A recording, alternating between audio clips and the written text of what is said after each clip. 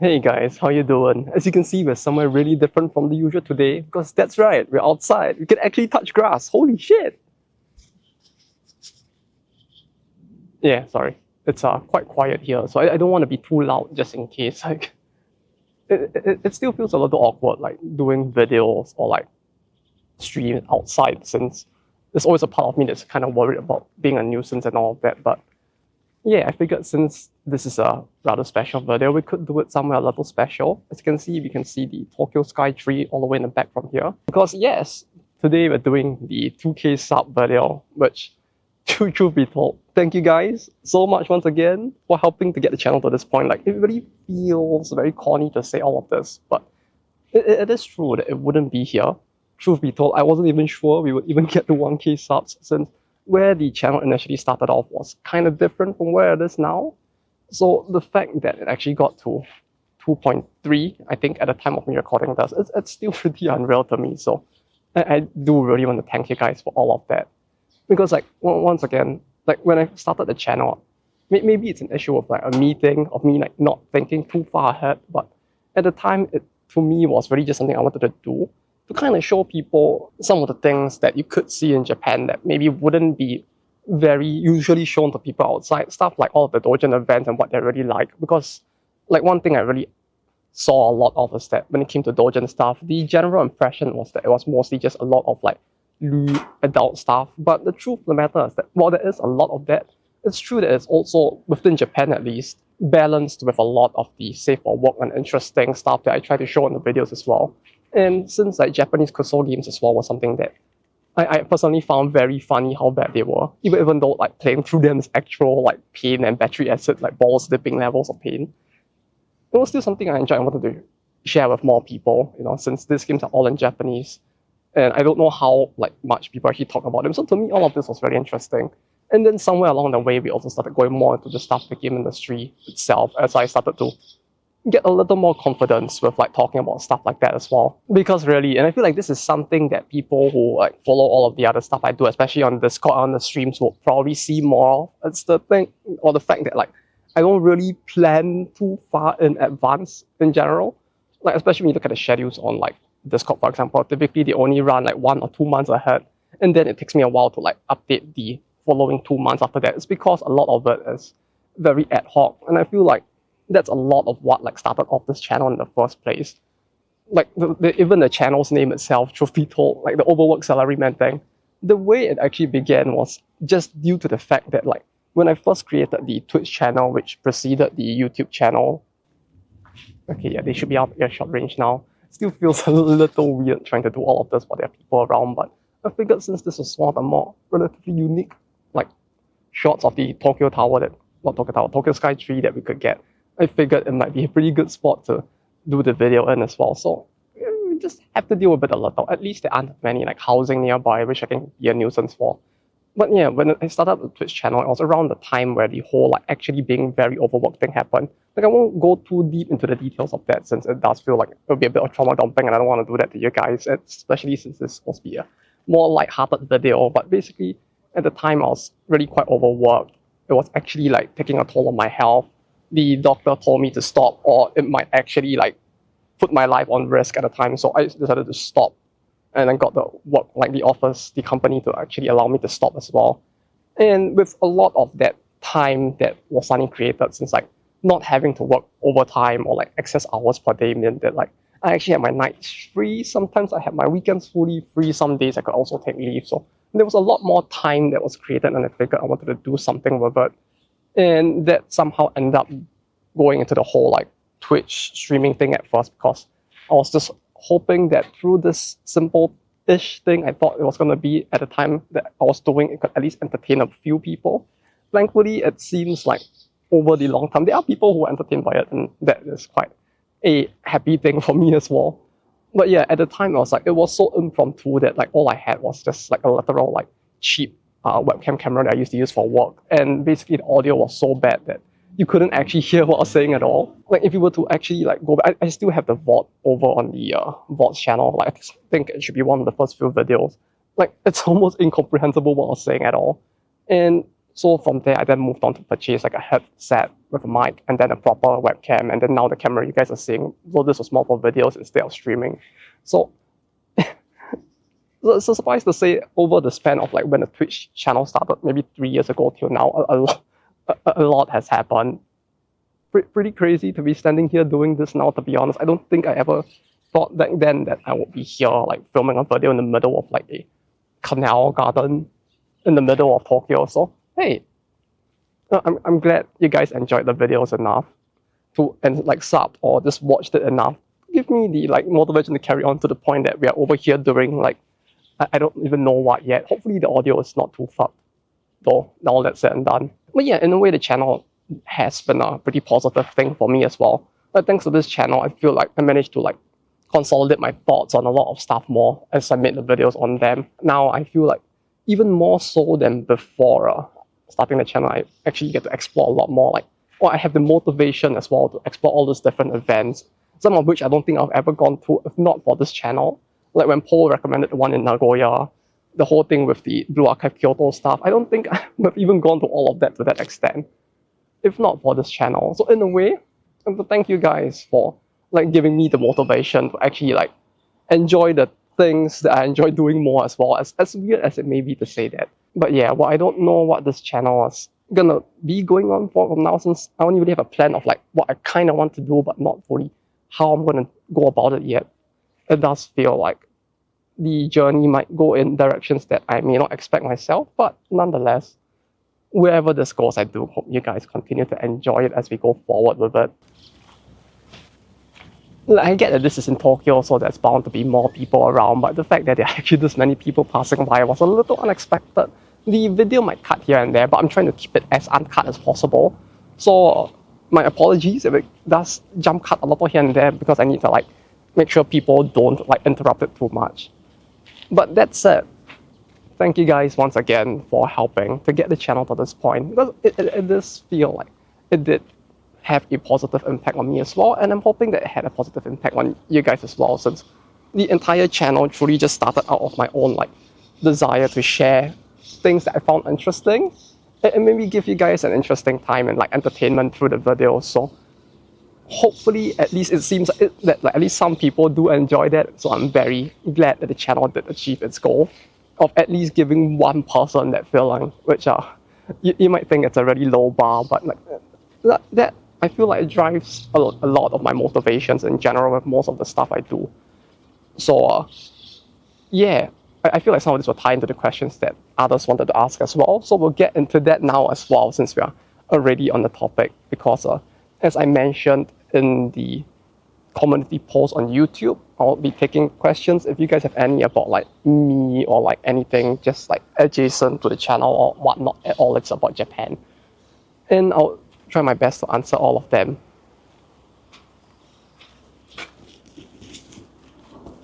So being the big boomer that I am, I actually wrote all of them on this piece of paper so that I could actually do it here without looking at my smartphone. Because while we could just look at my smartphone instead, I figured that like this has a bit more of a aesthetic. So we can go through all the questions right now, starting with Hayden the Historian's question about Kusoge, since kind of relevant to what started off the channel as well. We'll get back to the first part after I've done the second part, since it kind of links into the other questions as well. But the question is, like, what are your thoughts on how Westerners view Kusoge? More specifically, the initial wave of like AVGN and Irate Gamer and people who follow in their footsteps. I guess it makes sense due to my interest as well as my job that I would follow a lot of the Japanese content creators who make commentary videos about both Kusoge as well as normal games. But the funny thing that I found across the years is that many of them, according to them at least, many of them actually got their inspiration from the AVGN. Although granted, their style of comedy is very different due to the fact that his style of comedy is something that is actually very rare in Japan, or used to be back in the day. So while many of them actually drew inspiration from him to start creating videos of their own in this style, talking about videos, the way they did it ended up being more reserved in a way, or in a way that's more fitting with Japanese culture, I guess. So in a way, it's kind of different, the type of content that they create, but at the same time, it does seem that many of them did draw, especially those who are very interested in Kusoge, inspiration or were enamored with the entire space as a result of watching AVGN and the like. I mean, obviously subtitle and all, since many of them can't actually speak English, but his videos did, in an interesting way, did make it fairly big within Japan as well. Oh, the one thing that I feel like is kind of lost, like not so much on that era of like content creators, since the term Kusoge wasn't really something that was known outside Japan yet, but more on recent years when it comes to how people view Kusoge outside of Japan. I feel like there's a bit of some of the nuance that existed within Japan kind of didn't translate as well, due to the fact that when it comes to like Kusoge, it typically tends to refer specifically to games that are so shit that you actually suffer when you're playing them. So like things that are kind of funny, usually what people would consider this so bad to good titles instead is a bakage instead. Baka because like, you know, it's very stupid, but in its stupidity, it can kind of sometimes be entertaining, and that's where the stupidity, therefore it's a different thing, like sort of thing comes in instead. And there is kind of this separation, especially when it comes to like the Kusoge of the year, for example, where it refers specifically to games that are so bad they are bad, and it doesn't really include games like Takeshi's Challenge, for example, or the Bobo game, which both are considered to be more. They are very silly, the game is kind of shit, but they're kind of entertaining in how bad they are, and therefore those are considered to be bakage instead of a Kusoge game. And I feel like that distinction kind of doesn't exist in the same way. I mean, the whole idea of so bad is good, like The Room, for example, does exist, but there isn't as firm of a label or like a way to distinguish between the two when it comes to games instead, is what I feel when it comes to like videos that people make on such games in general in English. Right, then moving on to the second question from Nayana Lilenta 9172. I apologize if I messed up the numbers. I kind of wrote it a little too cramped. I don't know if you can see the text here. So I may have mushed it a little too much. I can't see the numbers properly. My apologies if I did get it wrong. But both of their questions kind of are very linked. Actually, no, Paul's question as well is kind of very linked. But from Nayana, it's motivation to work in Japan. Paul is motivation to work in the game industry. And Lilanta asked why I sound like I'm from Malaysia or Singapore. And I figure, yeah, we could answer all three in one. Well, the motivation to work in Japan is kind of the same as my motivation to work in the game industry. The reason why I sound like someone from there is because I was actually born and raised there. My dad, he actually worked initially in a Japanese construction vehicle company, selling those vehicles to local companies before then moving on to work for a Japanese sewing machine selling company to help sell their sewing machines there. I don't remember the name of the second company. All I know is that he used to help them sell sewing machines to the local businessmen in Singapore. And my mom just worked in a bunch of like very big MNCs, I guess that's the word, the big companies that are in many different companies across the world. And so I was born there and I was raised there. I went to public school there.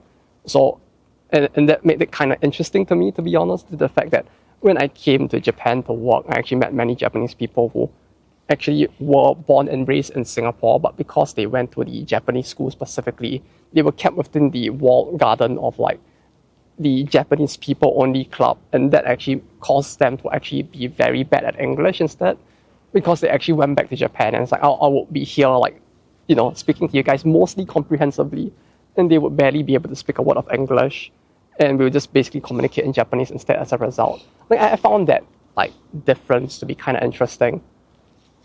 As for my motivation to work in Japan, it was due to my desire to work in the game industry. So we'll go into that first, I guess. The whole desire to work in the game industry at the time was, it feels very corny to say, but it drives back to a lot of like what made me decide to start this channel as well, which was that the idea of creating something that could just keep people entertained just felt like something that I really kind of wanted to do, and I thought very interesting. So like, even in spite of that, obviously, like, you know, Asian country, your parents would push back against like you not becoming a doctor, dentist, or lawyer quite heavily. So I did actually go to a business school up until university, and I realized that like I really despise what I was studying there. Like, it's not that like it's completely like you're not doing good for the world. Like, obviously, like, because like for me, I did marketing and finance. So with finance, when you're doing a lot of like portfolio management, you're helping people increase their wealth. And in that sense, you're actually doing a good, but it's not the kind of like thing that I really wanted to do with my life. And like, I initially during that time in university, I actually went on exchange to Europe. And during my time there, hitchhiking all the way from France all the way to Poland, I actually met a lot of interesting people. And from there, I figured, or like, I came to the understanding that, not everything in life has to be about like, you gotta grind to get the max amount of money, to get max enjoyment and stuff like that. And, there's more to life than just that grind. And so that actually was what pushed me to take the leap to try to get into the game industry again. Well, obviously, like, back then all I could do was like make very shitty Flash games, so not a lot of like experience to go off of, but enough, especially with my ability to speak English and Japanese, to get Japanese game companies interested in like hiring someone who could do all three to some extent. And as for why work in Japan, I mean, one, the game industry in Singapore is really small, and the government has for a very long time not really supported the arts in any way, shape or form. So there's always been that issue of like, if you wanted to do something that wasn't related to engineering or finance, you typically wouldn't have very much of a very good future there. Especially so if you're trying to make games, and so I figured the best way I could pursue this is if I decided to leave the country and go somewhere else. And the easiest place to go to within the region at the time was obviously in Japan, because back then at least, you didn't really have the game development powerhouses that are Korea and China as well within the region. Like with Korea, you kind of, like, my favorite game from back then was probably like Garnet Chronicles, but even then there were very few titles coming out of Korea that were reaching the rest of the world. And with China, it was like, that was still back during the period where like the country was still developing, and companies were for the most part only just entering the country as well. So it was still relatively fresh, and the whole idea of like going there for games didn't seem like a very good prospect either. And being a very big weeb, like as you can see from like most of the videos, I guess, it felt like it made the most sense to go to a country where I could enjoy like all the weeb stuff I like, while also getting to work in the industry that I really wanted to, and I felt like a job that could give like me more meaning as well, and like what I do as work. So yeah, that's how it all happened, why I decided to join both the game industry, go to Japan to work, and why I sound the way I sound. And so what experience helped me get here, Paul? I guess I kind of answered that as well. But yeah, mostly like language skills and some slight game development knowledge. And I guess being relatively well-traveled at the time was something that they actually looked on quite fondly, because they were basically looking for someone who could also assist with like doing all of the development side stuff while also helping with everything else that they needed help with. Because like when you talk about a planner, designer side job in Japan, it's not as simple as like you are a level designer or you are a balance or economy designer. They didn't have specialist positions like that, and a planner/designer was basically someone who had to do everything that was not like art and programming, or sometimes you even might have to do it a little. And as a result, they kind of really wanted someone at the time who was relatively well-traveled to help with like the management of the marketing overseas as well, on top of everything else. So it all kind of worked out, and those were mostly the things I feel like that actually helped me secure the job here. Next up, the amazing fan 8889 wanted to know about some like behind the scenes stuff about the aerogate industry and culture. I feel like we could go into an entire video just talking about all of that. Okay, if we want to go into it in maybe like 2 to 3 minutes in a way that actually fits into this video, I guess the things that I find to be quite interesting with the aerogate industry in general is just the fact that the way that they approach like development of new titles is very different from how a standard game company would go about it. And like, for example, the fact that many of these companies are very writer, artist driven instead, rather than like starting with a like game design document, which most of like the game industry nowadays would know of, where you have a document which details like the game, what you do in the game, the loop and all of that, and maybe you have like some slight points on like plot and what the world would look like. They tend to do the reverse instead, where instead of using a game design document, they will use what is called a peraichi, which is a paragraph 1 to translate it like as literally as possible, where you basically have a single like PowerPoint slide with like the story, the plot, and the art setting and all of that. And many a times that's how they actually like pick what to do for the next project. Like more often than not with those, you tend to not have anything written about gameplay at all. If there is, it tends to be really short, because they really just hyper focus on like the plot, the setting, and like world building instead, which is why it made it very effective for like developing many of the popular visual novels that existed in the past. But it's also part of why like many of these companies are now like kind of struggling in general to like shift out of that space into making like more gameplay focused titles instead, because the work style that they have had has not been very optimized to do that.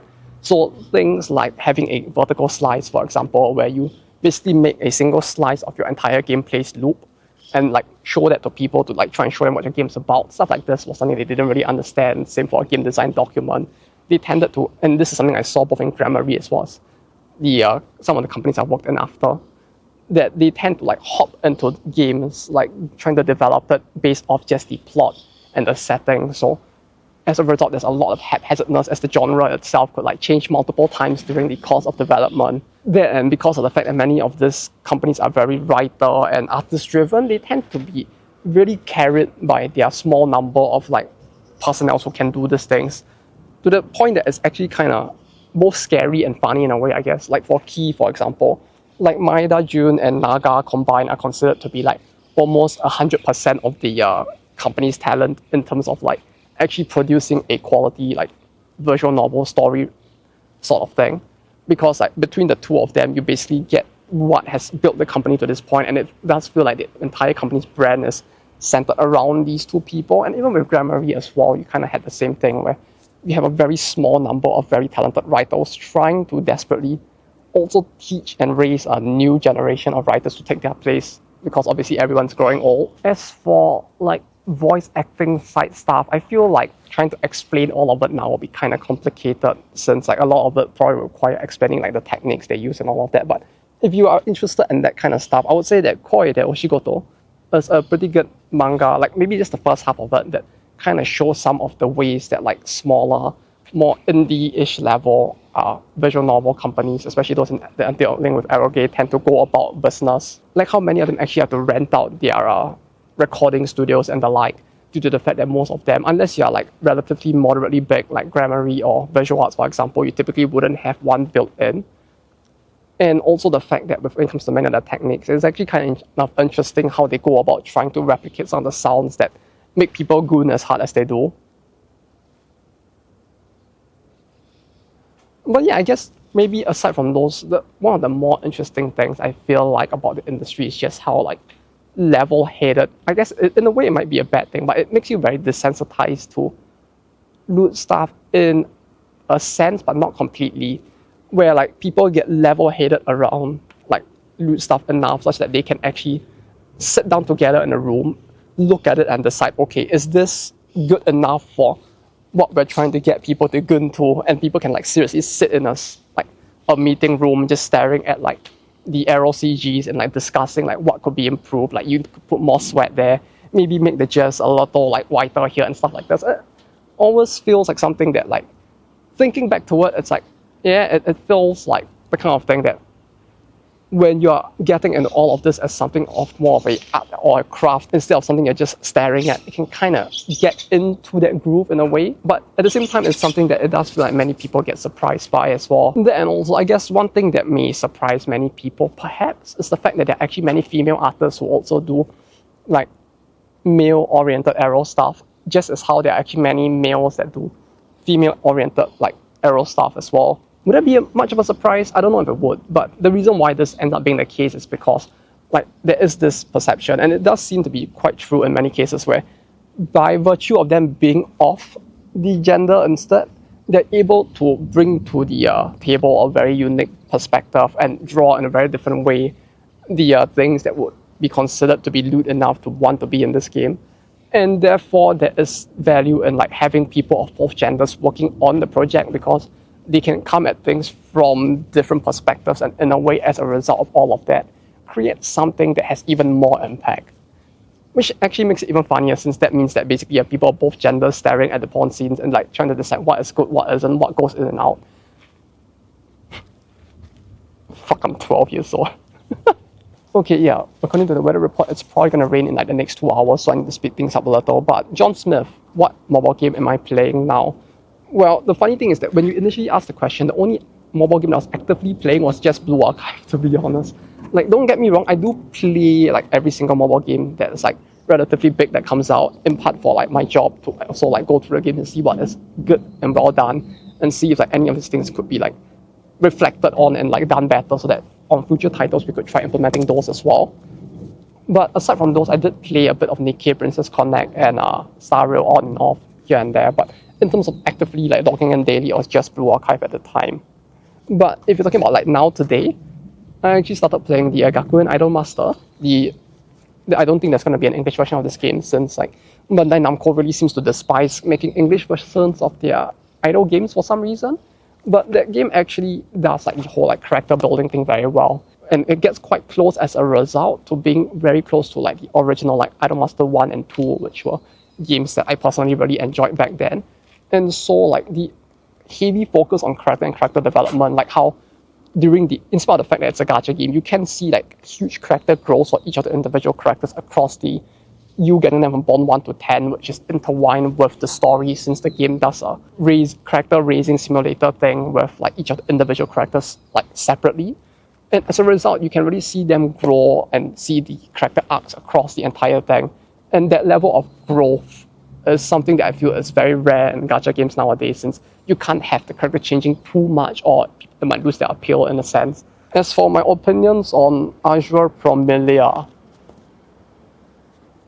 I've seen the gameplay for it. It looks fine. Like the issue now is that like there's so many companies doing like this style of gameplay that it's very hard for me to say that this is the best thing ever. For sure, they are doing some stuff that looks kind of interesting, like the whole pet system in it, which people have been mentioning kind of feels like Pokemon in a way. It looks interesting, and I feel like if done well, it could be an interesting way for them to try to shift and ensure this title, a lot like Azure Lane, doesn't go too much into being like a gacha heavy pay to win sort of thing, since you could basically like have a large part of your character score, like your damage battle segment growth, be tied to that, and then have the character be more of a waifu thing with like some level of unique skills and stats. But you could offload some of that to the pet, which could be grinded, therefore making the game less pay to win. And seeing how the company used to do that with Azure Lane as well, it will be interesting to see what they'll do here. Plus, since it is like Manju games, that the people who made like Azure Loot, the big like Kuma skin game, it might be interesting to see whether or not all of that style of thinking will be put into this game. I feel like with many of the games like Genshin and Wuthering Waves, there is that level of like, they know that they need to be more family friendly in the way that they present the characters, due to the fact that this is kind of necessary if they want to draw in a larger audience. Like, frankly, it would have been hard for Genshin to draw an aspect of audience that it did at the time if it was like Azure Lane or like Nikkei levels of like Loot instead, because all of the normies who actually got into the game probably wouldn't have the casuals as well. So with many of these titles, it does feel like because they know that there's that more general audience they want to head to basically maximize their revenue, that they have been more reserved with a lot of this. So it will be interesting to see if with Azure Promilia they will go in the more like NSFW direction bit by bit. Maybe not NSFW, but like whether they go in the more fan servicey direction bit by bit, and whether or not that would actually be able to stand the test of time with this kind of genre as well. And the last thing he asked was about the Nasu interview with Mihoyo, where he as in Nasu mentioned that China's at the forefront of like otaku culture now. And I went to like read through the entire interview, and it does also, he did mention during the interview that like the Mihoyo is a company that whose existence cannot be ignored, and like cooperation between his and their company will be quite important for the growth of both companies. So before I get into this point, because I don't want people to think that I'm some guy who just hates like all things Chinese or something, right? Let me just say something real quick.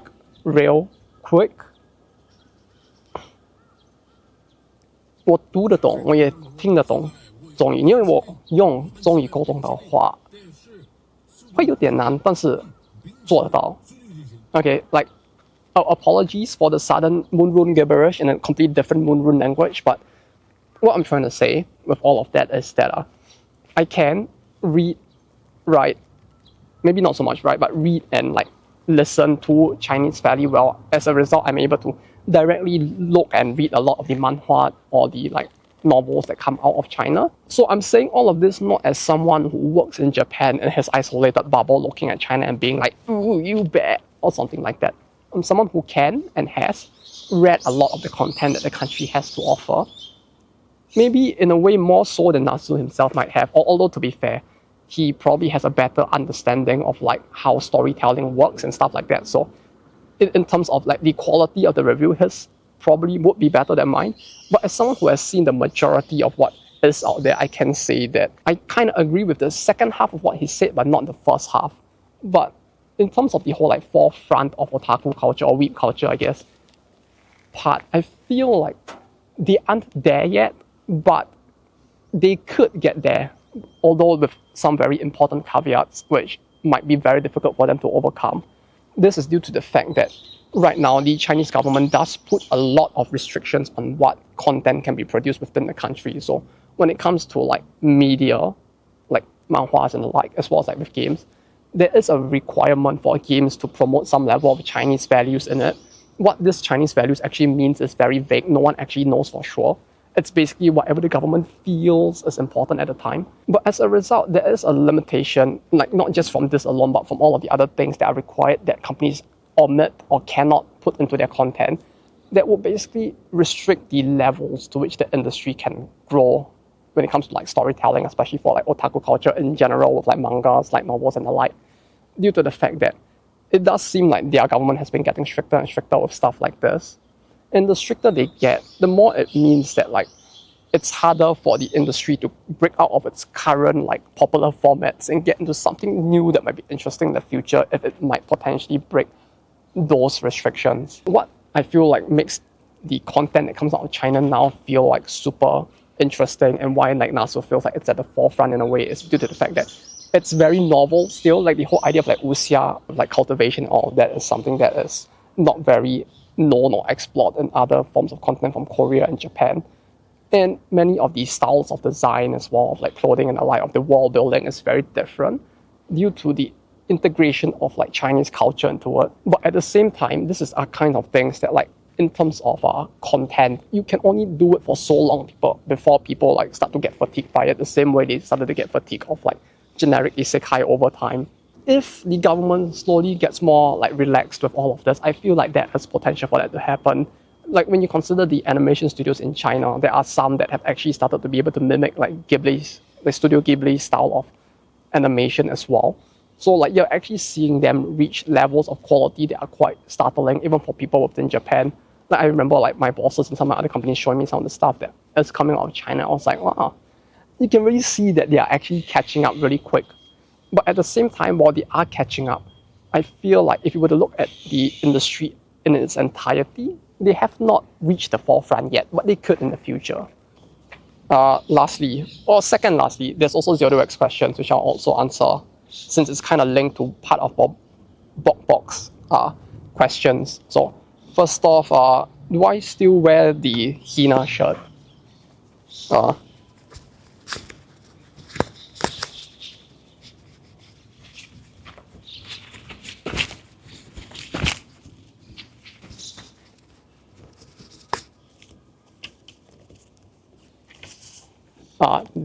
That's your answer. Truth be told, I don't really wear it out a lot because it feels very awkward to wear this outside in Japan because people know what this is supposed to be, so I just look like a weirdo.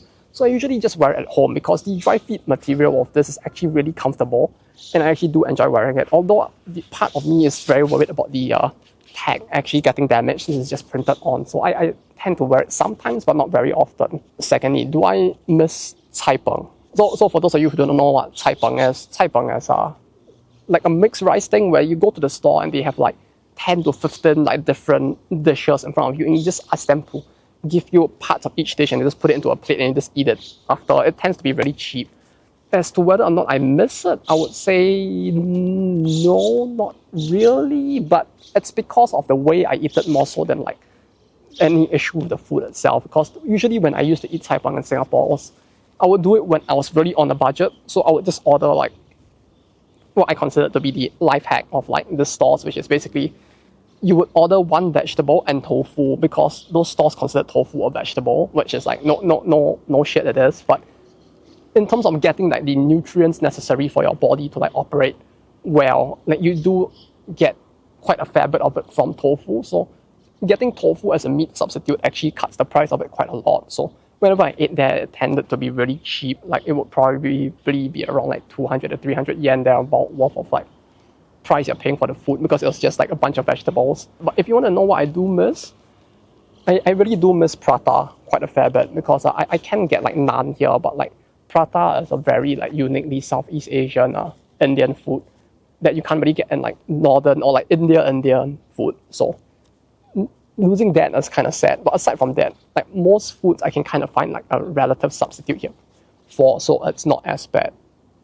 Oh, that and like fried prawn noodle as well. I really love that stuff, but you can't really get something close other than yakisoba here. Okay, the third part of the question was has spending a lot of time in Japan caused me to like expand my taste and like look at like, because of all the different like stuff you can find here in terms of like both kinks and as well as like subgenres and the like, has my taste and stuff changed since I got here, because I look at more stuff and be like, oh yeah, I understand that and I think I like that more now. I guess the first half is kind of true in the sense that like it's because of the way that all of these are able to operate within Japan that I feel like I have a better understanding of a lot of the different things that people are into, right? And you know, like cube and stuff, like with like the Taimanen and all of that.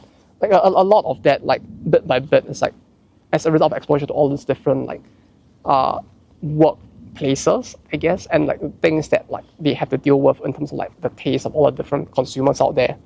It resulted in me being more understanding of a lot of this. I won't say my taste changed though, like mostly just increased understanding and tolerance, because like I now know more so than back then. Like, oh, there's all of this content out there and all of it is something that makes people somewhere happy, and many of the people who are into the things that are a bit more degenerate that you shouldn't do in real life, they understand that.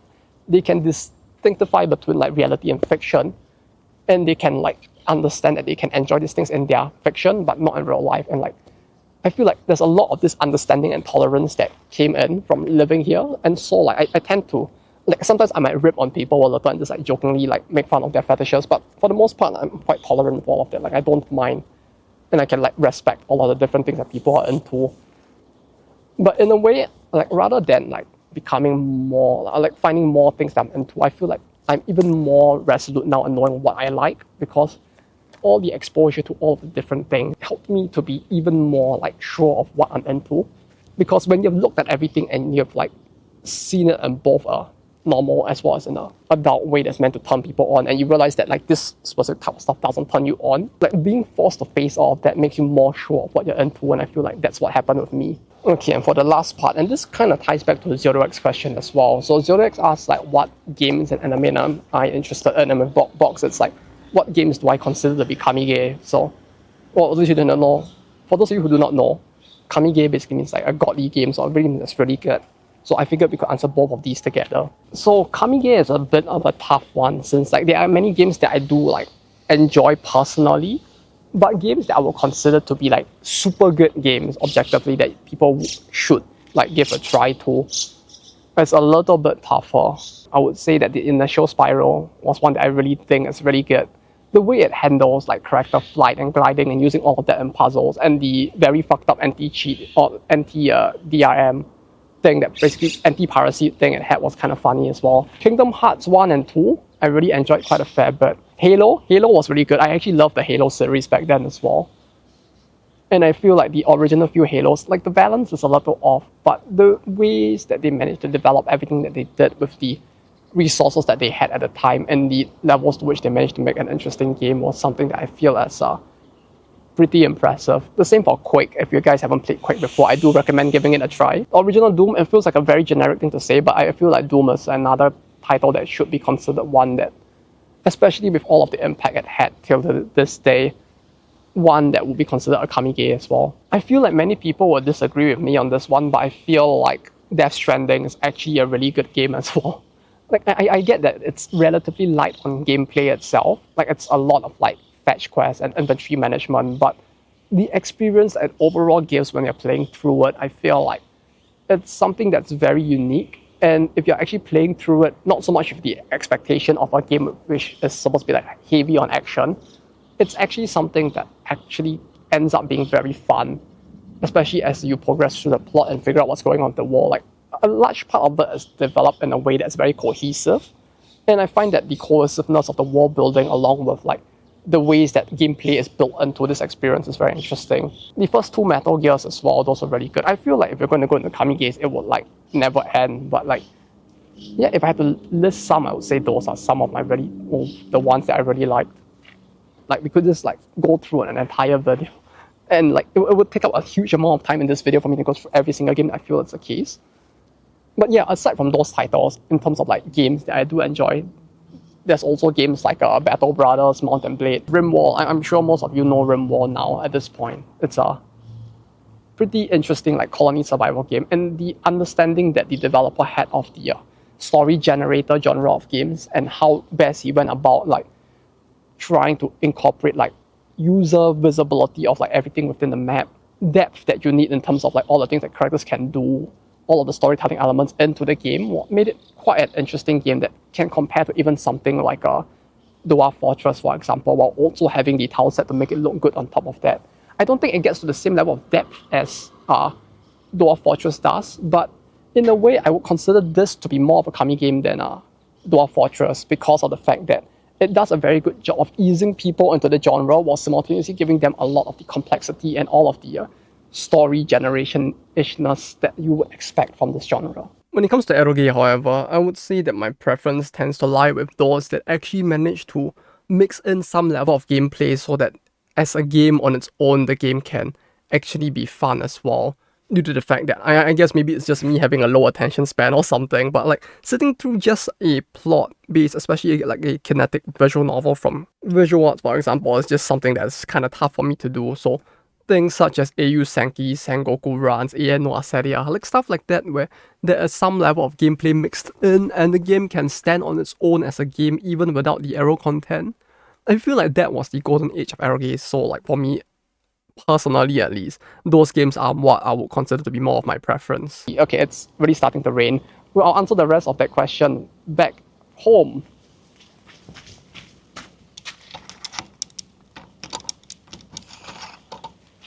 Oh, so you'd think, but get your expectations subverted. We're actually over in Osaka right now because I'm over here on business. What? What's this? What's this clothing you're wearing? Am I supposed to be some like bootleg Andrew Tate? I don't think I really want to be that cringe, but just bear that no mind. We kind of just woke up and we don't really have much time left in the hotel since I was here up till pretty late, so I didn't really have time to film it the night before, so we're filming it in the morning before I check out. But yeah, to answer Zoluek's second half of the question about my favorite anime, I guess, I would say the stuff I like tends to be very old. Maybe that's just the nostalgia factor kicking in as well, and I'm just like really an old boomer talking about the good old days instead. But I really did like a lot of the stuff that came out back then, like Psycho Pass, Evangelion, Haruhi. Lucky Star was pretty good as well. I really liked the way that they did the referential humor in it, which I feel like many other series haven't really been able to capture as well. Like the closest I can think of would probably be something like Hayare Yaruko. Bochi the Rock, if you wanted something a lot more modern, I feel like that had a lot of like referential humor built in as well. The Gundam series, I guess I do like that a fair bit, but more so like Iron-Blooded Orphans than most of the other ones in a way. Like I do like how like a mobster movie that anime plays out. It's a little corny at points, but if you can get past the corniness, it's actually a pretty good anime, I feel like. And aside from that, I guess the genre that I tend to, or at least used to pay a lot more attention to, would probably have been like magical girl stuff as well. There's just something about the evolution of that genre that just like attuned itself to my taste in like story writing along the years as I aged up, I guess. Like how like initially with stuff like Cardcaptor, plot was a little more like Villain of the Week-ish, but where you did have like some level of plot, but it was more like a simple story where people fight against like the bads, and it's a largely cheerful-ish thing, although you do see an evolution towards Cardcaptor being just a little bit more action-based than Sailor Moon was. And then this moved on to Nanoha, which at the time I was a little older, but just more into just like action stuff at the time, so it really appealed to that part of me more. And the fact that the plot, while it was a little more complex with the whole revelation of like how the magic works in that world, was also like was something that I found really interesting at the time. And the fact that the plot still ended in a happy way was something that's a relatively young kid I still kind of preferred.